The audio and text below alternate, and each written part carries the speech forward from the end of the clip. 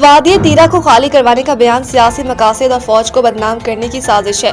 وزارت اطلاعات کی جانب سے جاری اعلامیے کے مطابق حکومت نے وادی تیرہ کو خالی کرانے کی گمراہ کن خبروں کا نوٹس لے لیا، جس میں دعویٰ کیا گیا ہے کہ وادی تیرہ کو فوج کے احکامات پر خالی کروایا جا رہا ہے۔ وزیر اطلاعات اور نشریات نے کہا کہ وادی تیرہ خالی کروانے کے دعوے ہیں بے بنیاد، بدنیتی پر مبنی اور مخصوص مقاصد کے تحت کیے جا رہے ہیں۔ ان دعووں کا مقصد عوام میں خوف و ہراس پھیلانا ہے، سیکیورٹی اداروں کے خلاف غلط معلومات دینا اور زیادتی اور سیاسی مفادات کا حصول ہے۔ وزارت اطلاعات و نشریات نے کہا کہ وفاقی حکومت یا مسلح افواج کی جانب سے وادی تیرہ کو خالی کرانے کا کوئی حکم جاری نہیں کیا گیا، جبکہ قانون نافذ کرنے والے ادارے معمول کے مطابق صرف دہشت گرد عناصر کے خلاف انٹیلیجنس معلومات کی بنیاد پر کارروائیاں کرتے ہیں۔ اعلامیے میں کہا گیا ہے کہ انٹیلیجنس بیسڈ آپریشنز کے دوران پرامن شہریوں کی زندگی کے متاثر نہ ہونے کا مکمل خیال رکھا جاتا ہے۔ کارروائیوں کے لیے کسی قسم کی آبادی کو منتقلی یا ہجرت کی نہ ضرورت ہے اور نہ ہی ایسا کچھ کیا جا رہا ہے۔